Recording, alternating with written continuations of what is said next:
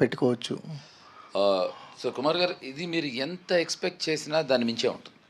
ఎందుకు అంటే ఇప్పుడు అనగనగా ఒక రోజు మనీ, యాజ్ యూ సెడ్, అది ఎలా అయితే ఒక కొత్త కైండ్ ఆఫ్ హ్యూమర్తో వచ్చిందో, అంటే హ్యూమర్ ఎప్పుడు కొత్తగా ఉండదండి. యాజ్ యూ నో, దాన్ని ప్రజెంట్ చేసే విధానంలో ఉంటుంది. ఎగ్జాక్ట్లీ. ఇప్పుడు కశ్యప్ ప్రజెంట్ చేసిన విధానం చాలా కొత్తగా ఉంది.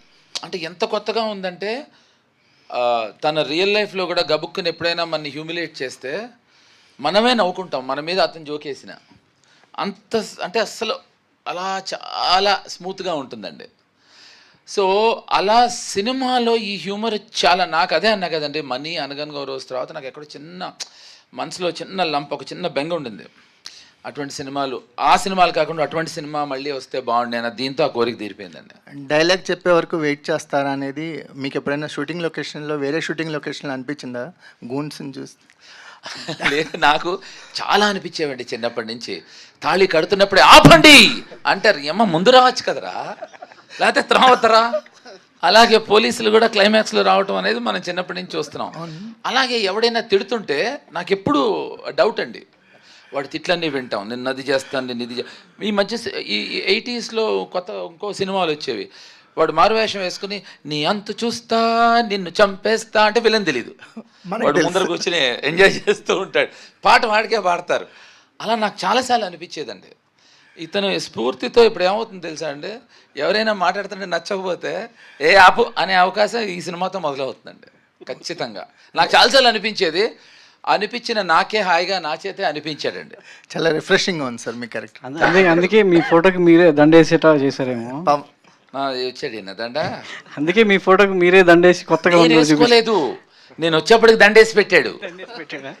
ఏంటి దండేసావన్నా అది అని చెప్పాడు.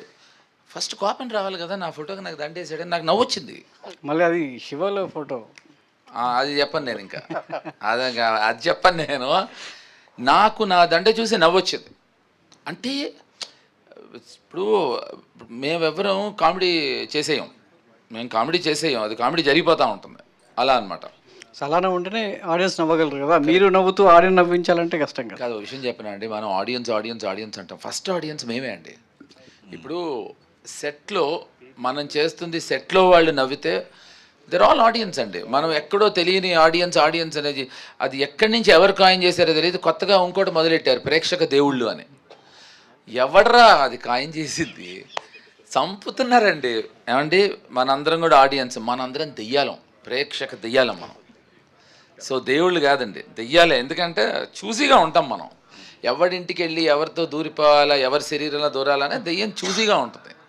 అలా ఆయన 2 సార్లు గాయపడ్డాడు కదా అని దెయ్యం ఆయన ఇంటికి వెళ్దాం. థియేటర్స్ టెంపుల్ అంటారు కదా, దాన్ని ఎలా డిఫైన్ చేస్తారు?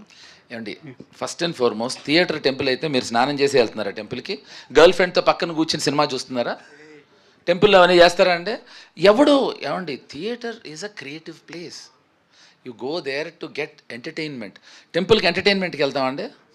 ఇది ఏంటంటే కాయినింగ్ చేస్తాం అన్నమాట, బాగుంటాయని. అది నచ్చి, సౌండింగ్ నచ్చి మిగతా వాళ్ళు ఫాలో అవుతారు. జేడి గారు, మీ టీము రామ్ గోపాల్ వర్మ గారు కానీ మీరు కానీ నాట్ ఓన్లీ యాక్టర్స్, మీ టీంలో